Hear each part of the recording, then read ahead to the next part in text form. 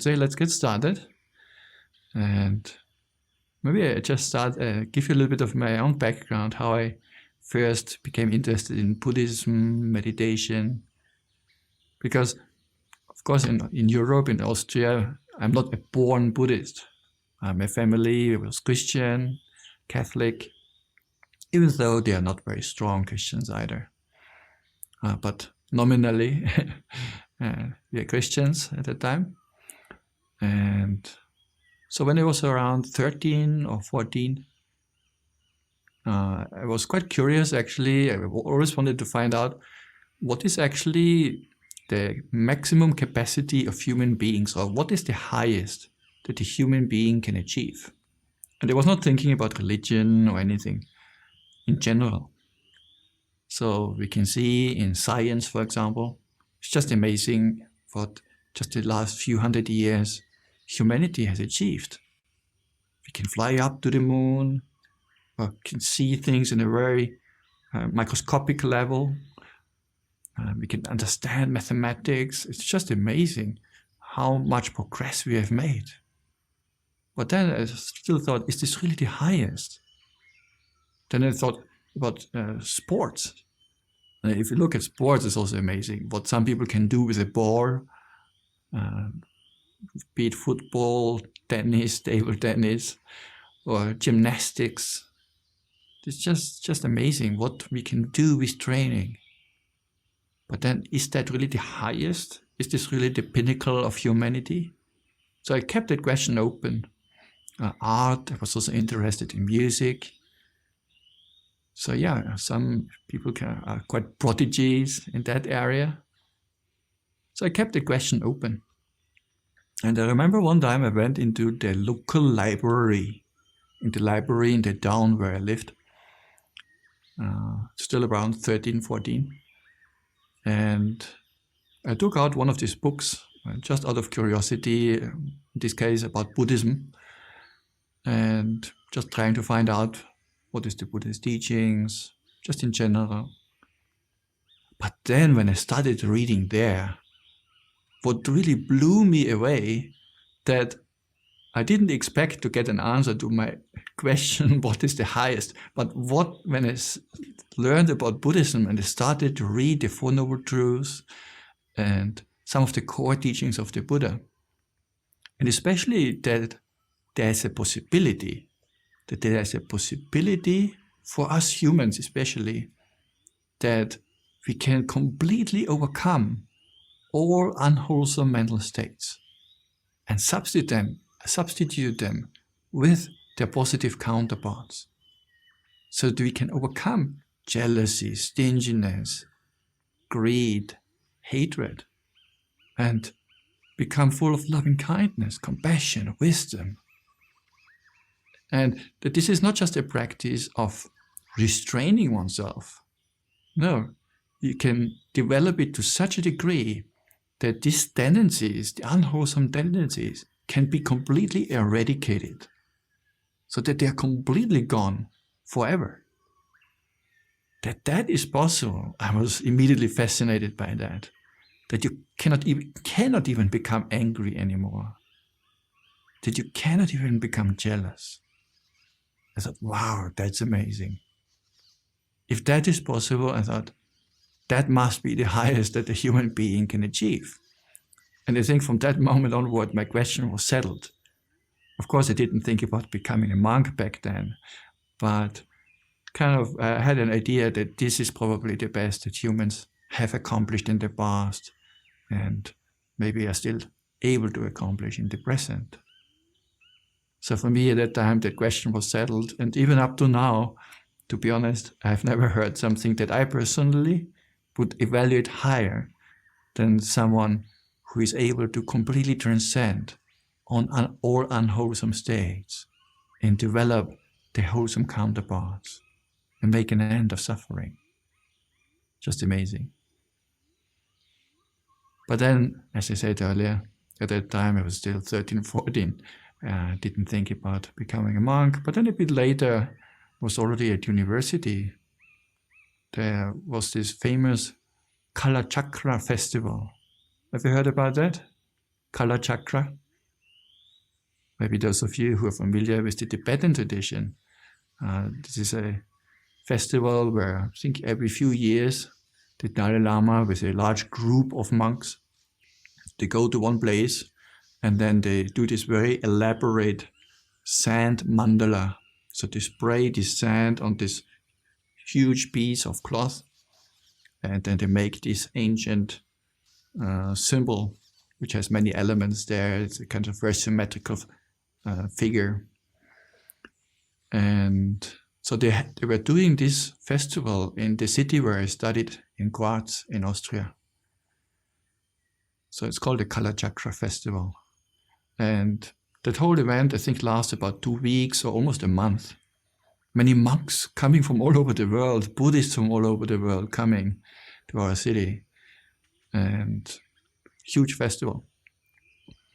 So there was also meditation sessions in the town hall. So I joined some of those events.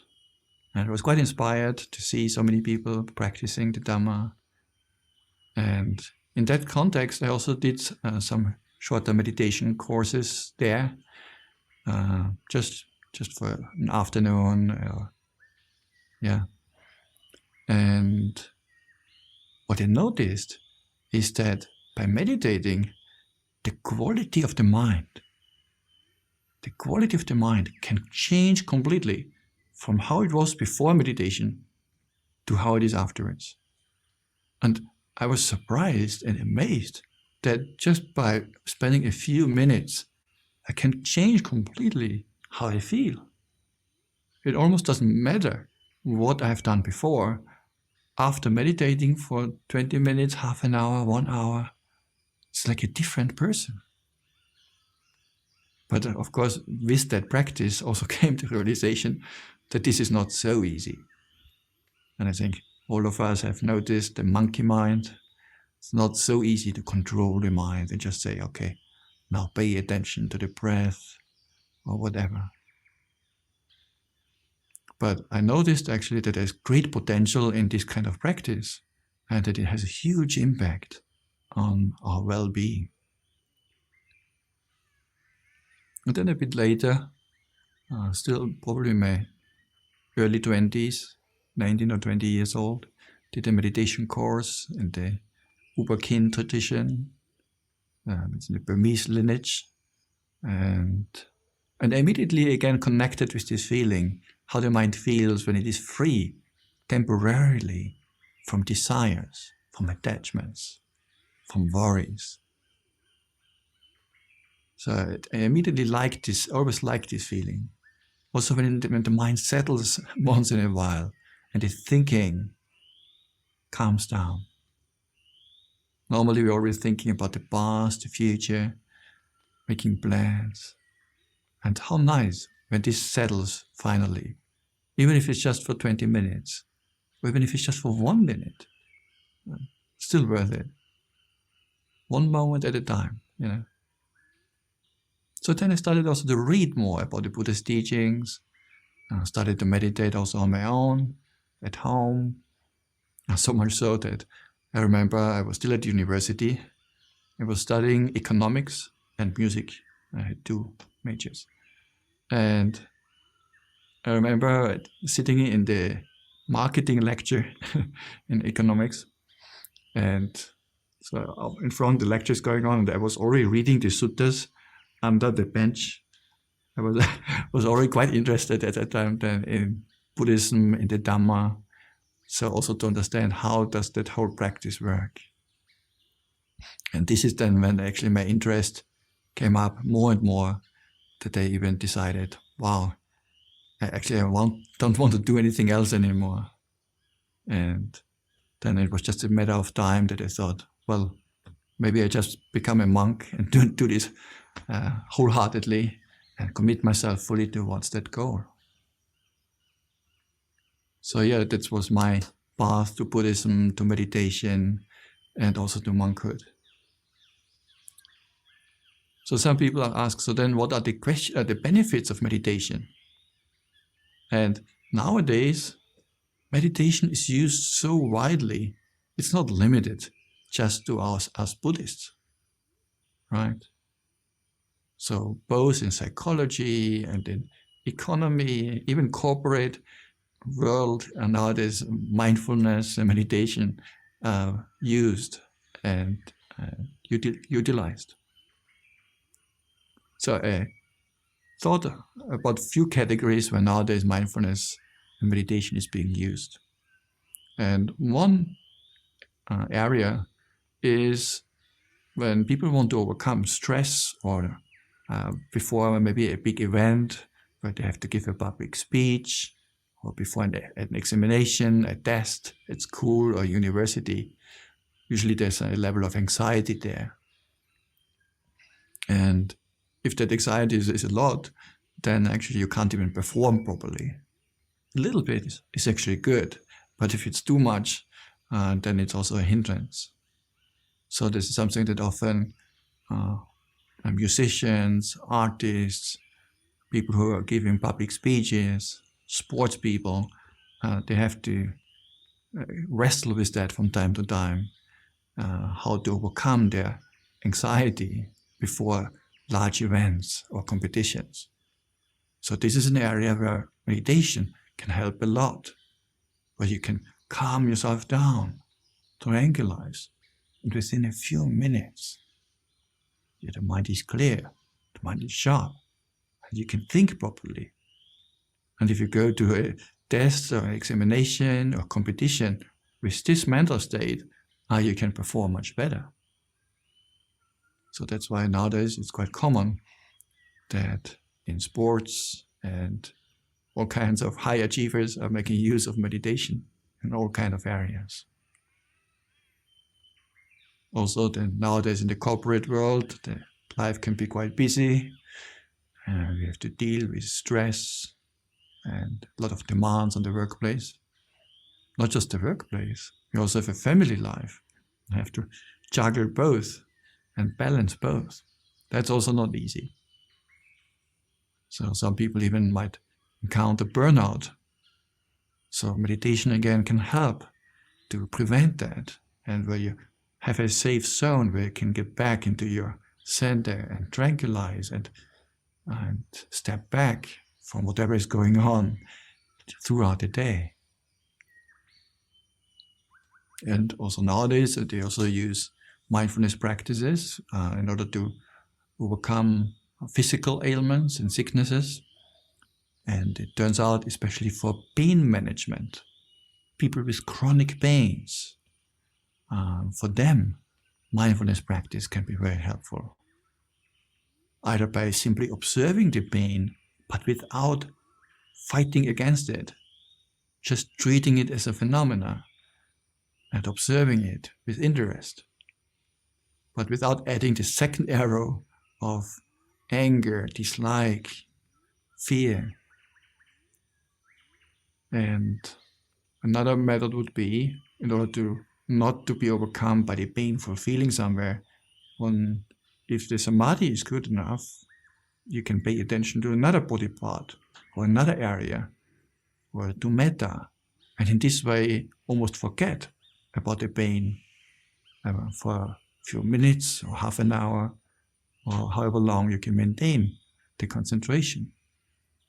So by paying attention to something different, even if the pain is strong, if the samadhi is strong, then the pain is not felt much anymore. So that's why for pain management, it's also used nowadays. Some people suffer from insomnia, cannot sleep at night. And this is often linked to too much thinking and compulsive thinking, especially if during the daytime, if you do so many things, and then finally the person lies down, goes to bed, and this is now the chance for the mind finally to think its own thoughts. Because the whole day we were busy doing things, or always being distracted with something and occupied with something.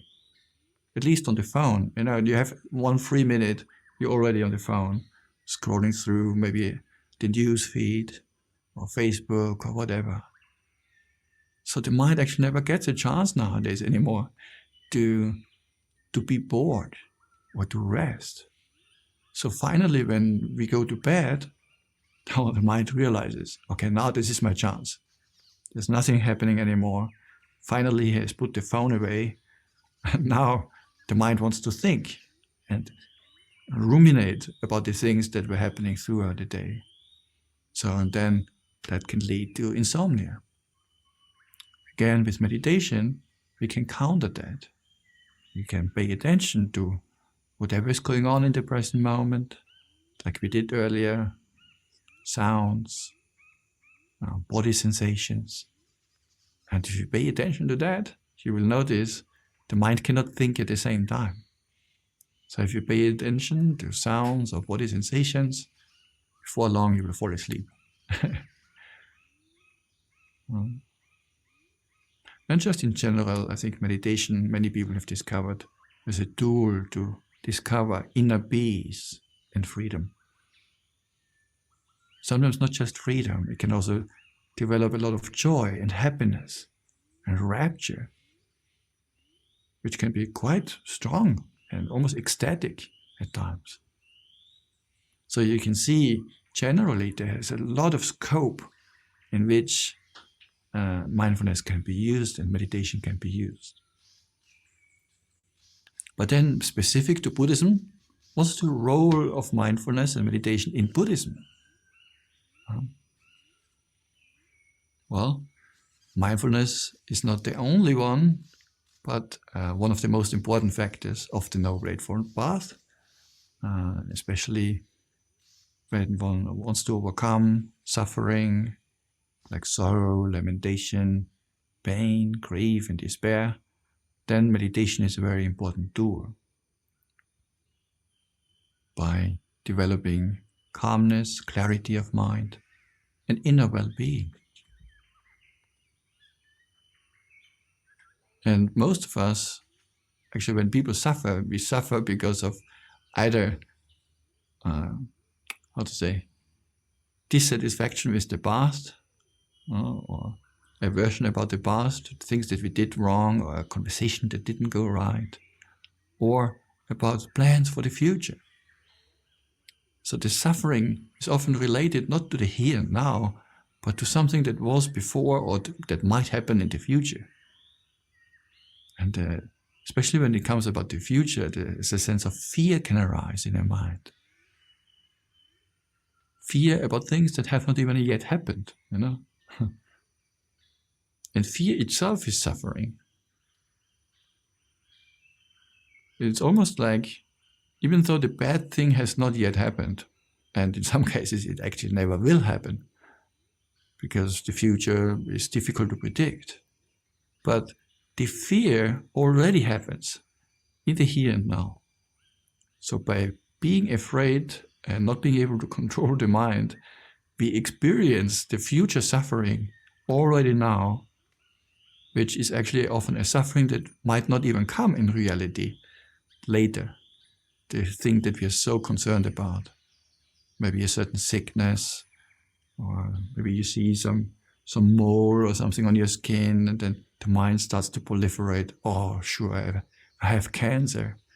I have terminal cancer, sure, like this. Maybe a few more weeks I might have. So the mind likes to catastrophize. Or in relationships, husband and wife or a young couple, and then the boy sees his girlfriend speaking with somebody else, with another man. Oh, then jealousy will come up, and worries and fear. So again, but in most cases, these worries are completely unfounded. So by the fear itself, you consume the suffering, the future suffering, already right now, for things that might never happen. And meditation helps to overcome that by coming into the present moment and paying attention to a simple object, like the breath, or to sounds, or to metta, loving kindness. All of them are different from the past and the future.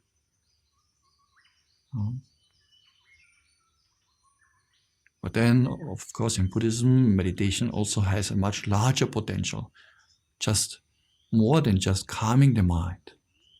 You can actually overcome through meditation certain defilements and develop their positive counterparts.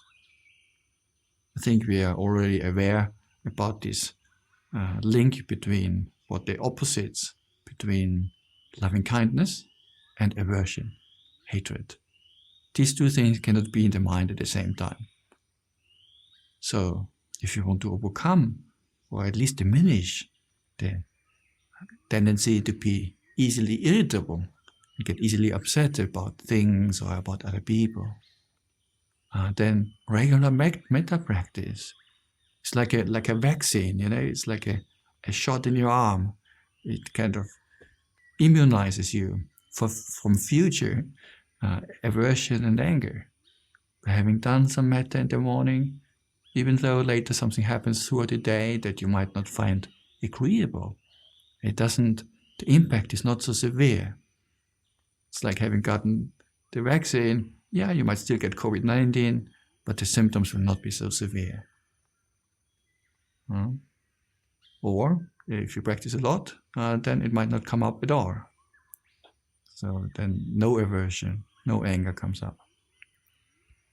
Or if a person notices a strong tendency towards greed, then a super practice, contemplating the impure aspects of the body, that can help to overcome that. There's a lot of sense desires for beautiful sights and other people and all kind of sights, sounds. So by practicing foulness of the body or seeing the disadvantages of sense desires, we can overcome that and balance that out. Or for example, against jealousy, there's another practice, it's called mudita, appreciative joy, where instead of being jealous, we happily rejoice in the good fortunes that others have. So it's one of the Brahma Viharas, one of the divine abidings. So by meditating, we can overcome unwholesome tendencies of the mind. And this is very much a core aspect of why Buddhists meditate. And if you look even closer, you can also discover very deep truths of nature, laws of nature, like universal laws about impermanence. We can introspect and find out that everything that is conditioned will change. And because it changes, it also cannot give lasting happiness, lasting satisfaction. That's why, remember, some of you, maybe the older generation, probably know Mick Jagger and the very famous song, "I Can't Get No Satisfaction," right? Satisfaction was one of the greatest hits, I think in the 70s or 80s, something like that. Or maybe even 60s, 70s. And it's quite interesting, if somebody like Mick Jagger, who has access to all kinds of sense pleasures, alcohol, drugs, women, I have heard, food, drinks, you imagine it, he can have it. Yet he says, I can't get no satisfaction. So if even he can't be satisfied, we don't even have to try. If sense pleasures would lead to happiness, he would have it.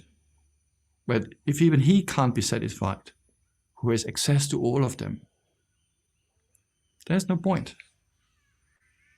So by meditating, we can understand these laws of nature, that about unsatisfactoriness of conditioned things.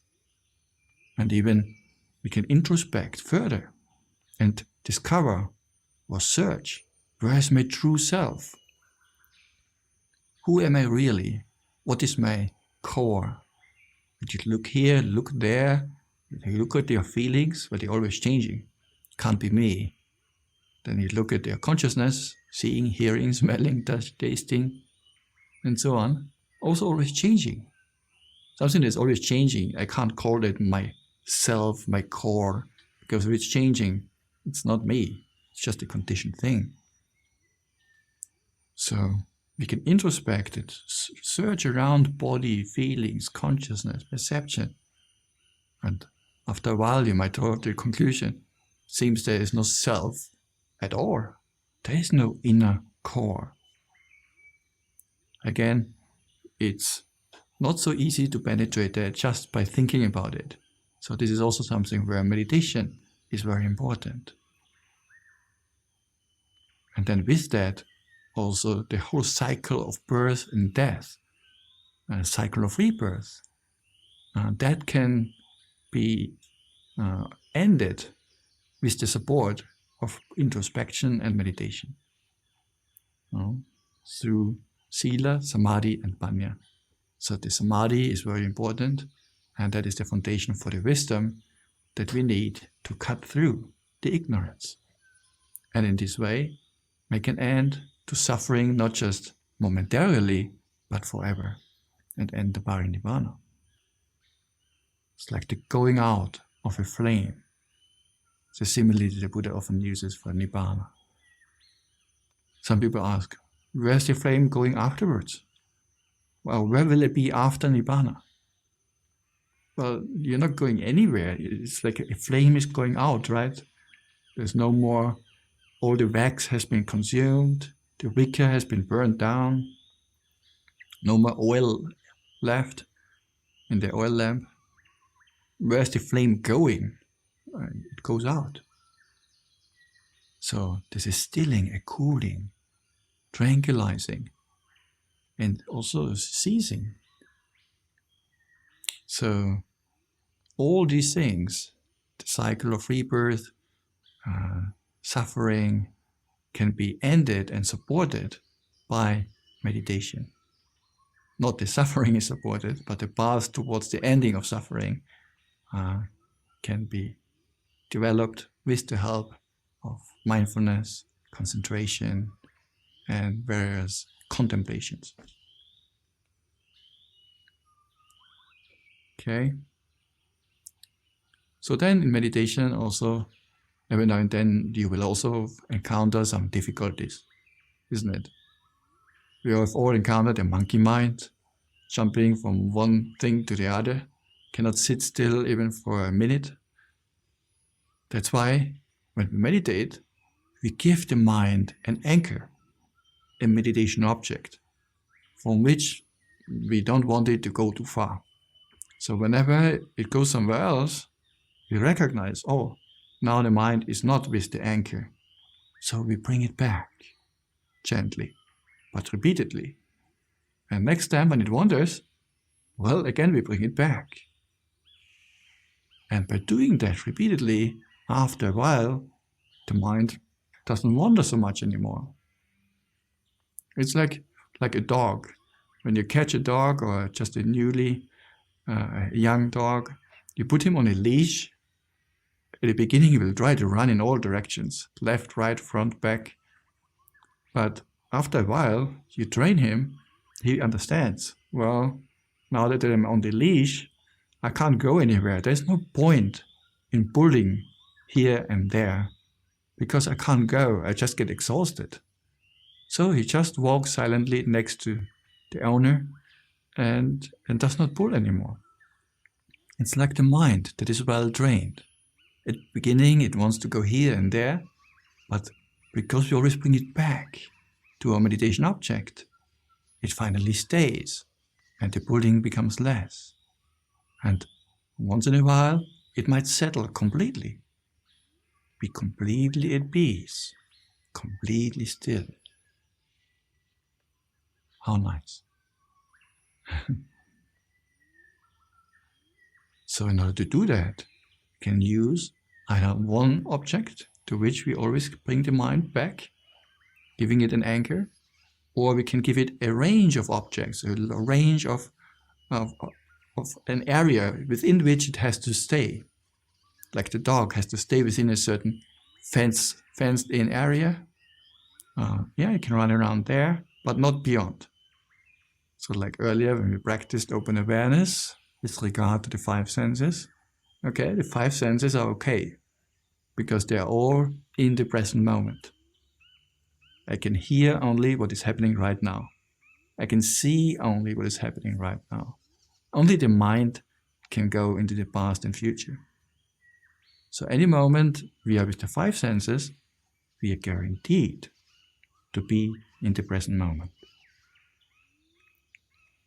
So both ways works to tranquilize the mind, either giving it one small narrow object, like the breath, or giving it a scope, a field, an area within which it has to stay. And then again, that also leads to tranquility and samadhi. So restlessness is one of the difficulties that meditators encounter. Also sloth and torpor, drowsiness. In order to overcome that, it can sometimes help to meditate in the open, because you get a fresh air, it's not stuffy, or in a bright area, so the light also helps to stay awake. And sometimes also it might just be the time to change to walking meditation. If every time you sit down you're already nodding away, at that time it's often the time to change to another meditation method. And you can also meditate while walking. So since that is more active, it's not so easy to fall asleep. Not impossible. I know of one monk, he actually was so tired because he was pushing really hard with reducing the amount of sleep, less and less and less. So that at one point, even while walking meditation, he fall asleep and basically lie down there on the walking path. And the next thing he knows is already the next day in the morning. He already missed breakfast and lunch, because normally we go very early on arms round, and still lying on the walking path on the sand.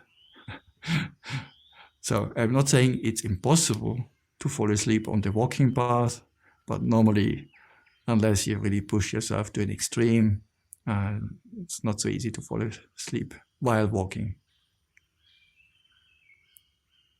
So sloth and torpor is one of the difficulties, and often also pain will come sooner or later. How to deal with pain in meditation? Well, if you sit and the pain comes, we don't have to do anything about it. We can just notice it and then come back to our meditation object. But then often we just forget about it and you can meditate quite okay again. But then a while later, the same or similar pain might come back. So again, you do the same thing. You notice it, acknowledge it. No need to be upset about it, it's normal. And then come back to the meditation object. But there comes a time, maybe after half an hour, 1 hour, depending what you are used to, but there comes a time where the pain becomes so strong so that it constantly pulls our attention away from the meditation object towards the pain. This is then the time to change the posture a little bit. You might not even have to get up. Maybe just put one leg aside or stretch the back a little bit. And after doing that, you might be able to meditate comfortably again for another 20 minutes before you eventually get up. So I am not encouraging necessarily to change straight away the posture just because there's a little bit of discomfort, but it really becomes so strong so that it constantly pulls your attention towards the pain, and that's all that the mind can know. That's the time to adjust your posture. Sure, you could just fight it for a little bit longer, but it's very unlikely that you will get much of samadhi with a lot of pain. Do you remember yesterday when we spoke about the benefits of virtue? There was this sequence leading to non-remorse, joy, happiness, and happiness leading to concentration. Sukha, leading to samadhi. It's like a law of nature, the Buddha says. So what is pain? Pain in meditation. Is pain sukha or dukkha? The Pali experts, you can key it in the chat group if you like. Is pain sukha or dukkha? Well, pain is dukkha. Pain is not happiness, obviously. So, but the Buddha says that happiness is the precursor to concentration. So if we can encounter a lot of pain in meditation, it will be very difficult at that time to enter deep states of samadhi. Yes, with a lot of training, it can be done, but this is not so easy at the beginning. So that's why I usually say, don't push yourself to the last moment, to the maximum of what you can endure. You can change your posture already a bit earlier. And adjust. Doesn't take long, a few seconds. And then you can focus and pay attention again to the meditation object. And it's actually after changing the posture that often even a lot of joy can come up, because the pain is going away. And I know of monks who, after changing posture for the first time in their whole life, soon after changing the posture, they managed to enter the first jhana. Whereas before they never managed, trying very hard. But changing the posture, adjusting, helped them to be at ease, comfortable again. And then the mind was ready, and all the work that they have put in already before could then manifest and result in deep states of samadhi. So you have also to be not only passionate with your practice, but also compassionate. You need both. You need passion and compassion. Also compassion with yourself. So if you have pain, don't push yourself to the maximum, but then when you notice the pain is always present in the mind, change the posture and you can get another good, maybe 10, 20 minutes out of it. So this was a bit of an overview about meditation in general. There's one comment here, let me just quickly see this.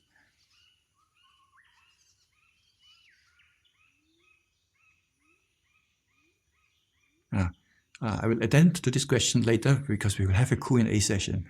Okay, so don't forget it, and you can also bring it up in your team, and then hopefully it will make it into the official Q&A round. I would like now to talk a little bit about this open mindfulness practice that we have done just earlier. And I would like to highlight 3 principles of the mind. 3 principles. The first one is related to time, the second one is related to the object, and the third one is related to a certain number. So what do you mean with time? Well, the 5 senses, the first 5, seeing, hearing, smelling, tasting, and touching, they only have present objects, right?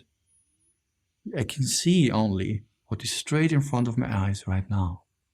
I cannot see with my eyes what I've seen yesterday or tomorrow. Only what is straight in front of me. The same for hearing. I can hear only sounds happening right now, in the present moment. Smelling, same. Tasting, touching, body sensations. I cannot feel a body sensation from yesterday. It's gone already. So the 5 senses have only present objects. But the mind also can have present objects. You can contemplate something that is just happening right now, but you can also think about the past or the future, or completely time-freed, purely conceptual ideas, or mathematics. Mathematics is not in the past or the future. It's time independent. So the mind is not necessarily in the present moment. Whereas any moment that you're with the five senses, sure, you would be in the present. So there's a difference between the first five senses and the mind. Okay? So this is the first important principle of the mind, so to speak, to understand. The second one is related to the object. You see, the five senses can only experience their own fields. The eye can only see. The ear can only hear. The eye cannot hear, nor can the ear see anything. And the same for the other senses. So the first five senses again, they can only experience their own respective objects. Whereas the mind also has its own object, like conceptual objects, thoughts, plans. This is only the domain of the mind, but it can also take the objects of the other senses. You can think about something you've seen yesterday or long ago. You can imagine the house or apartment of your parents or the place where you grew up. Not difficult. But this is just happening in mano vijnana, mind consciousness. It's not happening with the eyes. So also we can make plans for the future. Only the mind can do that. So the five senses have their own respective fields, but the mind has also its own field, but it can also take the objects of the other five senses. You can even think about a song and it played in your ear, in your mind, and can feel quite real actually. So this is the second principle. And the third one has something to do with number. And what I meant with that is the mind or the consciousness can know only one object at a time. It cannot know many things at the same time. Now this is a bit counterintuitive, especially when people have not meditated much yet. Often in our day-to-day experience, we have the impression, no, actually I can, like now, you can hear what I'm saying, but you can also see. And it seems that these things happen simultaneously. And theoretically, you could even eat at the same time and taste the food, right? And maybe even have a knee pain. So it seems that many things are happening at the same time. But if you look closely, you notice that your attention cannot be at many things at the same time. The mind is just going from one to another, and sometimes very quickly, so that it appears, it seems as if we can experience many things simultaneously. But attention can be only on one thing at a time, one object at a time, one sense at a time. That's why when we drive with the car, well, not me, but when you drive with the car and you get a call or you want to write a message, even police understands that this is quite dangerous and they might even fine us for that. Why? Because it's known that our attention, once it's on the phone or even by having a call, our attention is not anymore on what is happening on the road. And even though sometimes you go back to the road, hearing, road, conversation, but it's not 100% anymore on that critical task of driving. So that police says, no, we don't want to have people on their phones, at least not holding the phone in their hand, and therefore it might even fine us. Nonetheless, it's not so intuitive. If we don't meditate, we don't see it so clearly that actually the mind is jumping very quickly between the different senses. And we don't really experience things simultaneously. Maybe we make an experiment. I invite you to join me in an experiment. You can close your eyes and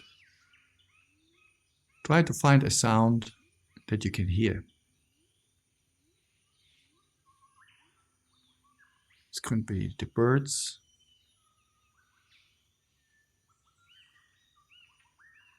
or something else in the neighborhood. And pay full attention to that sound, to that one sound only.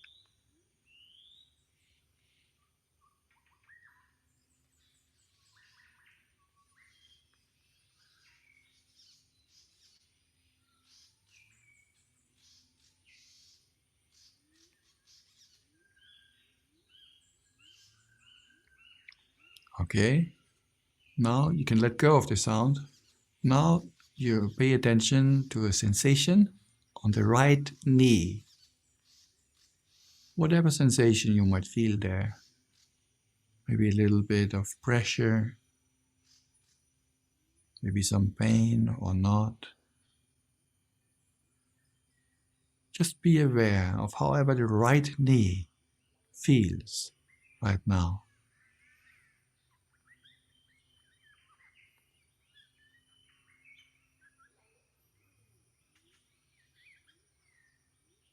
And very clear, try to feel it very clearly.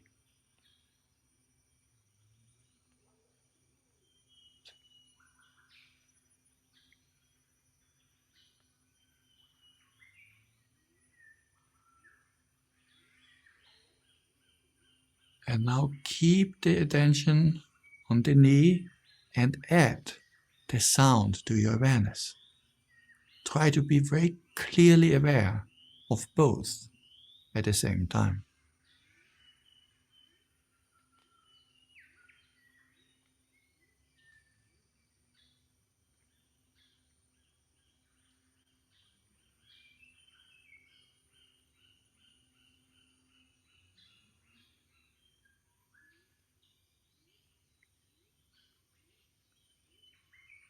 How is it? Can you do it? Anybody would like to share quickly the experience? Either you come online, you can comment or write a comment. I can only sort of concentrate on one object. When I'm hearing, I just hear. But when you find one sensation of the knee, it's only the knee sensation. So you can concentrate only one object. It seems like that. Exactly. Yes. Exactly. Yeah. Yeah. I think most of us will have noticed that any moment when you're really clear on the sensation of the knee, it's like you almost forget about the sound for a split second. Not forever, of course, because if it's an ongoing sound, you will hear it again. But at the moment when you really feel the knee, for a moment you don't hear. But at the time when you're really hearing, you don't feel the knee. So the mind is going back and forth, but the attention can be only on one thing at a time. But sometimes even with this example, some people still feel, no, actually I can still feel both. I can still do things at the same time. There's one higher level we can try also. Close your eyes again. Second experiment. Again, come back to the sensation on the right knee.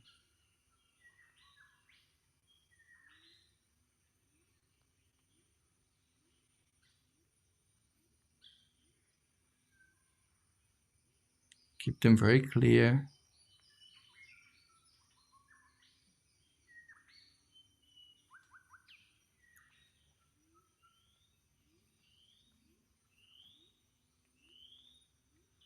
And while keeping that clear, we are counting backwards from 100 in steps of 7. 100, 93, 85, and so on. And keep full awareness of your knee, the sensation, while counting back as far as you can. In steps of 7.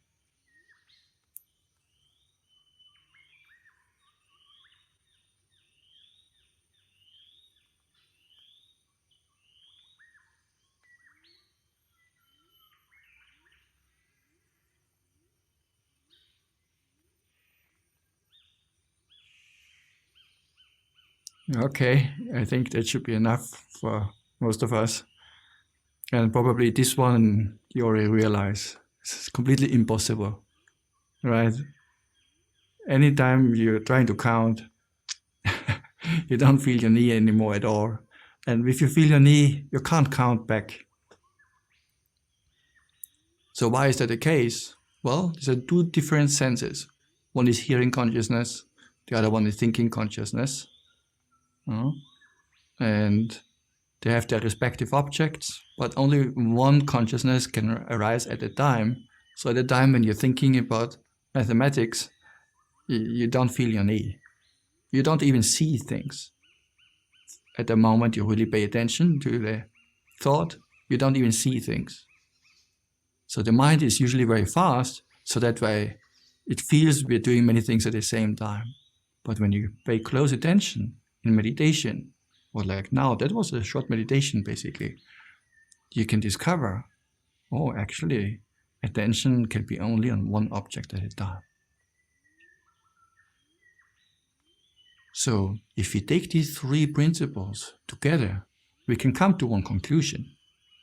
The conclusion is this: if we want to disengage the mind from habitual, unproductive thinking, especially about the past and the future, then it's helpful to keep the mind with the present moment by limiting one's awareness to the five senses, right?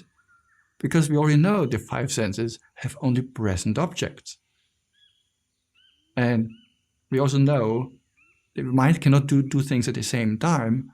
So at a time you are with the sound, or with the sight, or with the tangible, at that time the mind cannot think about the past or the future, because it can have only one object at a time. So in order to overcome unproductive thinking or restlessness, by paying attention to the five senses, like we practiced earlier, in this way, the thinking will also stop. Because the five senses only have present objects. I can see only what is straight in front of me. I can hear only sounds happening right now. So awareness can be either focused, that it's focused awareness, or it can be open awareness or open mindfulness. And these two modes of awareness both lead to samadhi, and they can all both be considered samatha practices. But they lead to different types of samadhi, you can say. It feels a little bit different. The one, like anapanasati, mindfulness of breathing, leads to a static samadhi, where the mind is static, it's not moving. It's not even moving within an allowable area, it's just staying on one thing. Whereas the other samadhi that comes from open mindfulness is dynamic. It still doesn't go into the past or future. It has its limits, but it's dynamic within that scope. And you can handle and investigate different things, one after one, of course. So that's the background, and that's the working and the principle of this open mindfulness practice that turns out to be particularly useful for daily life practice, because we can't always close our eyes and just pay attention to the breath to the exclusion of everything else. Also, we can't always practice metta, sometimes you have to attend to other things. But in daily life, even on the workplace, well, we can still be mindful of visual things, of sounds, of body sensations. That is not a disturbance. So it's a very useful practice that I would like to introduce to you. And we'll, just in a short while, we'll practice one more time this practice so that we get a bit used to it. And Bhante Ariyadhammika himself was teaching and promoting this practice for quite a while now. And also other teachers, of course. And it turns out to be a really valuable practice in one's assortment of meditation tools. I'm not saying this has to be the only one. I would even say it shouldn't be the only one. you need also the other practices. Otherwise, the Buddha would have practiced and taught only one practice. But the suttas are full of different tools that we can use at the right time.